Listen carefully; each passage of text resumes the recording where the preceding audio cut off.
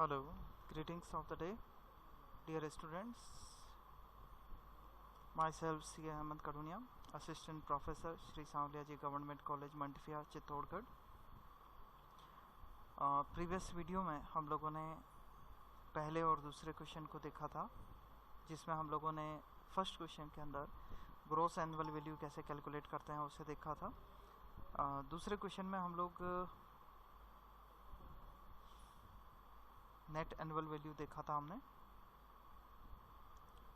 और आज के क्वेश्चन में हम लोग इससे और डिटेल में चलने वाले हैं. तो चलिए तीसरे क्वेश्चन को रीड करते हैं. Shri Amarchand Jain started the construction of a house in Jaipur comprising of 4 units on 1st July 2017. मतलब श्री अमरचंद जैन ने जयपुर में एक मकान का कार्य चालू किया, निर्माण कार्य चालू किया, जिसमें 4 यूनिट बननी है. 1 जुलाई 2017 से ये कार्य चालू हुआ और ये कार्य 30 जून 2019 को कंप्लीट हो गया, which completed on 30th June 2019. The first and second unit were constructed for residential purposes. पहली और दूसरी यूनिट को रेजिडेंशियल पर्पज से किराए पर देने के लिए बनाया गया. And third and fourth unit for the business purpose. तीसरी और चौथी यूनिट बिजनेस पर्पज से किराए पर देने के लिए बनाई गई. तो ये बात आप याद रखें कि किराए पर देने के लिए चाहे रेजिडेंशियल पर्पज हो चाहे बिजनेस पर्पज हो, दोनों के लिए अगर मकान किराया प्राप्त होता है तो income from house property chapter में ही टैक्सेबल होना है. इसके बाद प्रश्न में लिखा on 1st July 2019 the first and second unit were let out for the residence of the tenant at a monthly rent of 3000 rupees and 2000 rupees respectively. The third unit was let out to a businessman for godown purposes at a monthly rent of 5000 rupees.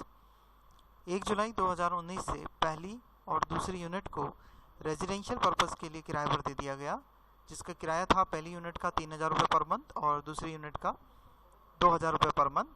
इसके बाद तीसरी unit को एक businessman को godown purpose के लिए दिया गया, जिसका मंथली किराया था 5000 रुपये per month. And the fourth unit, the estimated annual rental value of which 48,000 was used by him for the office of his own business. जो चौथी यूनिट है उसका वार्षिक माननीय किराया 48,000 रुपये है, किंतु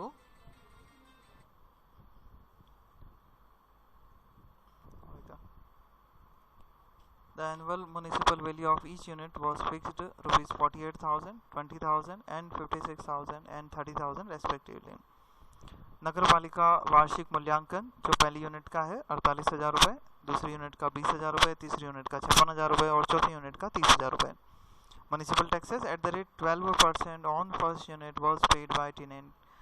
पहली यूनिट का नगर पालिका कर 12% की दर से किराएदार द्वारा चुकाया गया.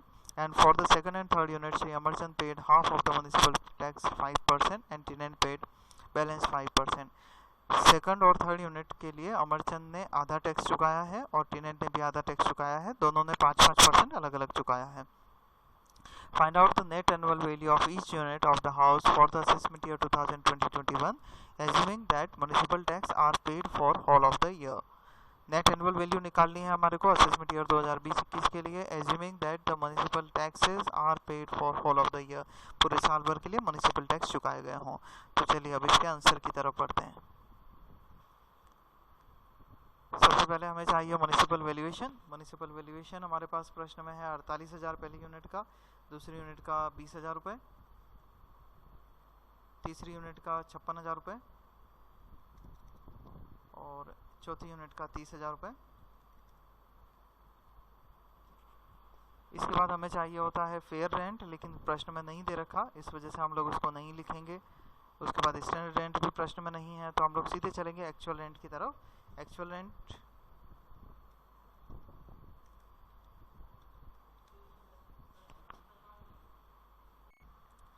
तो जब एक्चुअल रेंट की बात करते हैं तो एक्चुअल रेंट हमारे को प्रश्न में दे रखा है पहली यूनिट का 3,000 रुपये, दूसरी यूनिट का 2,000 रुपये.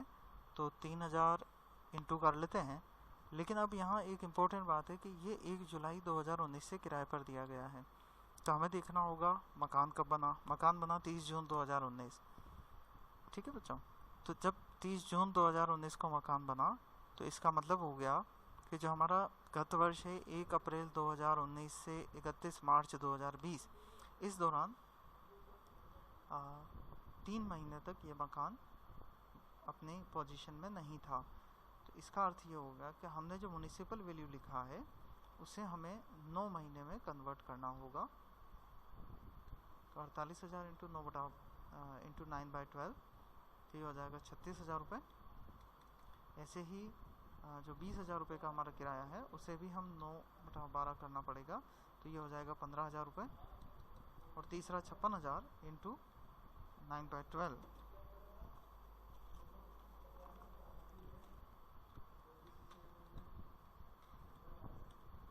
तो 56,000 इंटू 9/12 ये होता है 42,000 रुपये।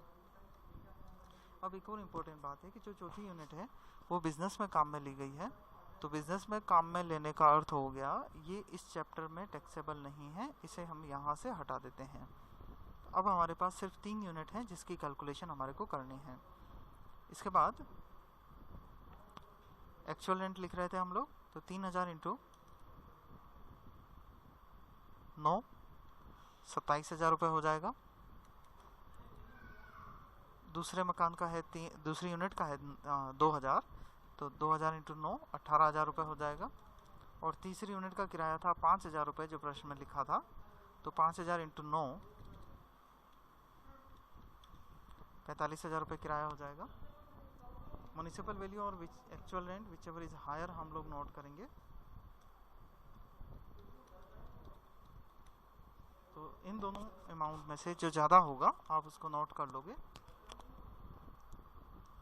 36,000 रुपये पहले मकान का, दूसरे मकान का 18,000 रुपये, तीसरे मकान का 45,000 रुपये तीसरी यूनिट का।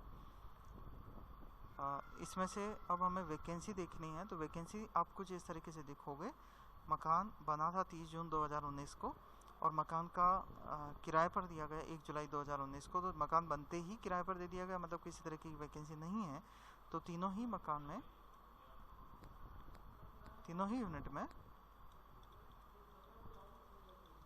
वैकेंसी नहीं है, हम लोग डेश कर देते हैं। तो हमारा आंसर हो गया ग्रॉस एनुअल वैल्यू, जो कि हो जाएगी 36,000, 18,000 और 45,000।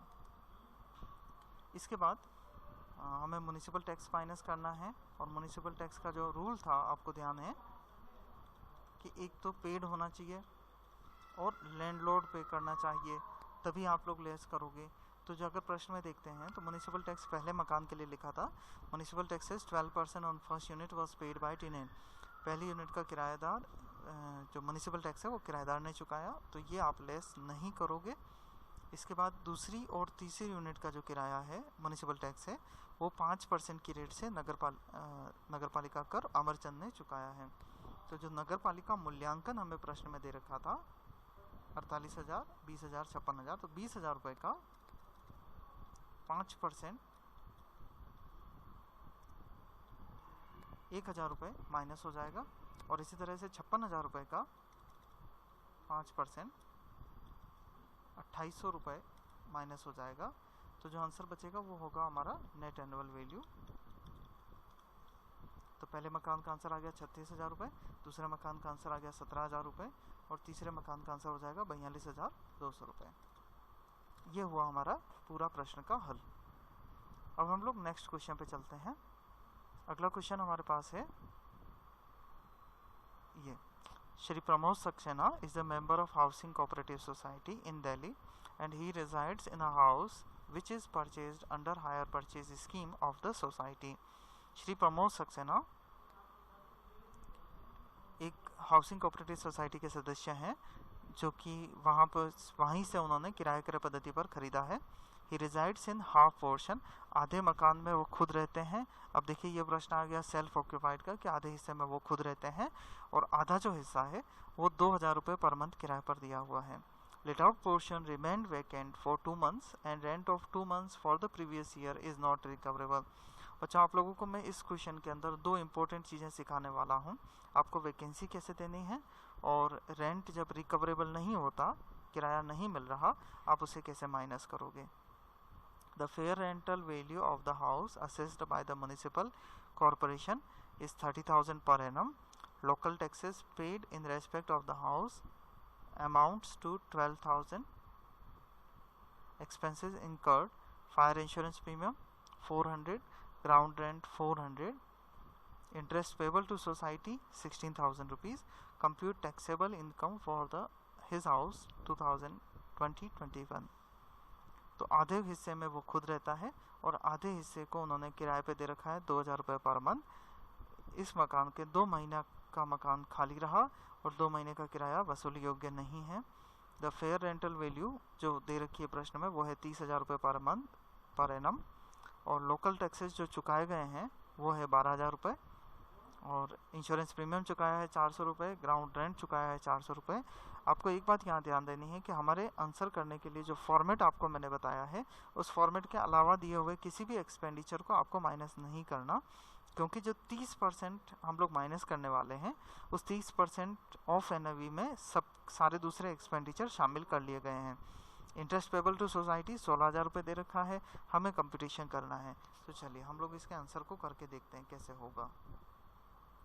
सबसे पहले वही फॉर्मेट हम लोग ले लेंगे, कंप्यूटेशन ऑफ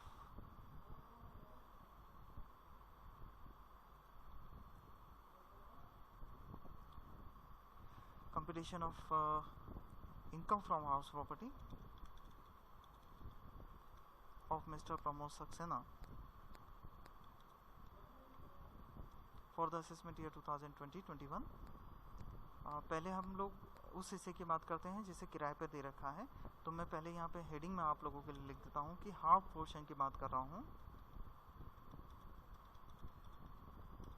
जिसे किराए पर दिया गया है।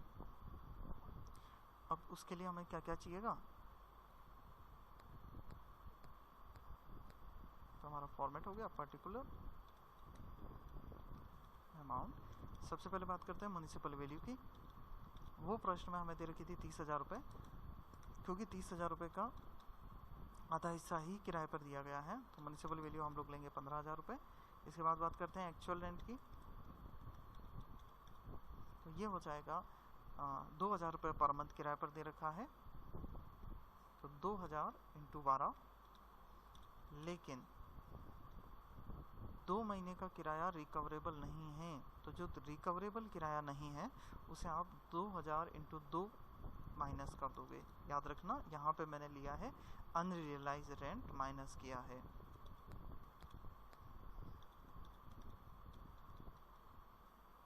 तो 2,000 × 2 माइनस कर दोगे, इसकी कैलकुलेशन कर लो। 24,000 में से 4,000 चले जाएंगे तो 20,000 रुपये म्युनिसिपल वैल्यू, और actual rent whichever is higher आप नोट करोगे, जो कि हमारे पास प्रश्न में हुआ 20,000 रुपये। 20,000 के बाद में अब आपको यहाँ पे वैकेंसी माइनस करनी है, और वैकेंसी हमें प्रश्न में दे रखी थी कि rent of 2 months remain vacant for 2 months. तो 2,000 रुपये एक्चुअल रेंट है, उसे आप 2 महीने से गुणा कर दो, तो 4,000 रुपये आप माइनस कर दोगे।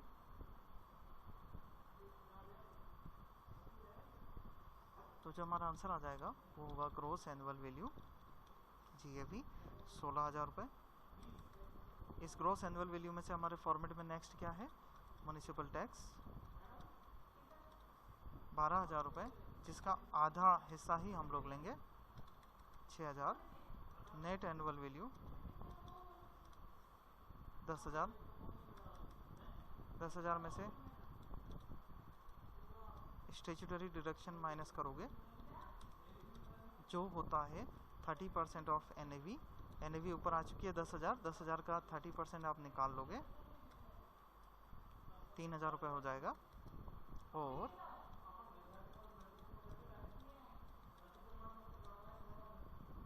इंटरेस्ट ऑन कैपिटल जो दे रखा है वो 16,000 रुपये दे रखा है, तो 16,000 का भी आधा हिस्सा ही आएगा।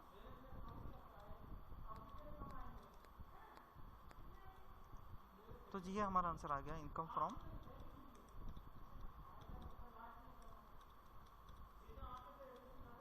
1,000 रुपये माइनस में आंसर आ गया। ठीक है बच्चों, अब हम लोग, ये तो हुआ लेट आउट पोर्शन। अब अपन बात करते हैं सेल्फ ऑक्यूपाइड पोर्शन की।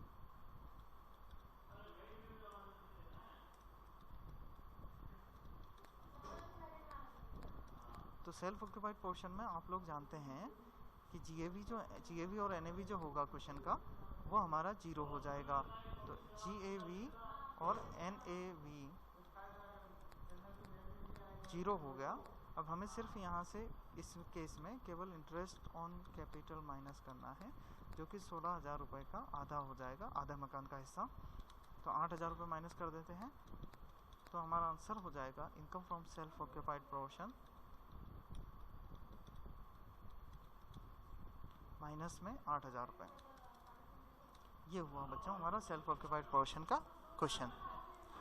तो इस तरीके से हमने एक ही क्वेश्चन में देखा कि अगर मकान किराए पर दे रखा है तो आप municipal value, fair rent, standard rent और एक्चुअल रेंट वाला जो फॉर्मेट है हमारा, उसे आप कंप्लीट करो। विच एवर इज हायर लिख लो, वैकेंसी माइनस करो, जीएवी आ जाएगा, म्युनिसिपल टैक्स माइनस करो, नेट एनुअल वैल्यू आ जाएगा, उसका 30% स्टैट्यूटरी डिडक्शन माइनस करो और इंटरेस्ट ऑन कैपिटल माइनस करो, तो आपका आंसर हो जाएगा income from let out portion. ये 0 भी हो सकता है, माइनस में भी हो सकता है और प्लस में भी हो सकता है। सेल्फ ऑक्यूपाइड पोर्शन जब सेल्फ ऑक्यूपाइड है, खुद के रहने में काम आ रहा है, तो जीएवी 0 रहेगा, तो उसमें से आप इंटरेस्ट ऑन कैपिटल माइनस कर लोगे, सेल्फ ऑक्यूपाइड पोर्शन कैलकुलेट हो जाएगा। ठीक है, तो आज के लिए इतना ही। Thank you. और इनकेस अगर आपको कोई भी किसी भी तरीके की टेक्निकल आंसर करने में प्रॉब्लम आती है तो आप मेरे व्हाट्सएप नंबर पे आप मुझे कॉल कर सकते हो या मैसेज भेज सकते हो। Thank you.